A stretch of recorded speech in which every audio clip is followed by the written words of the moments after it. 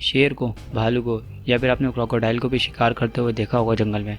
लेकिन ये जो बर्ड आप देख रहे हैं, ये भी कुछ कम इंटेलिजेंट नहीं है शिकार के मामले में।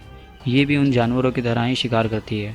ये बर्ड पानी में जाकर खड़ी हो जाती है एक जगह पे और बिल्कुल मूवमेंट नहीं करती। कुछ देर तक खड़ी ही रहती है पानी के अंदर, जिससे मछलियों को ऐसा लगता है नहीं कि यहाँ पे किसी तरह की मूवमेंट है। तो मछलियाँ आहिस्ता आहिस्ता उस बर्ड के जैसे ही पास आना शुरू होती हैं। ये अचानक से उन पर अटैक करती है, जैसा कि क्रोकोडाइल करता है।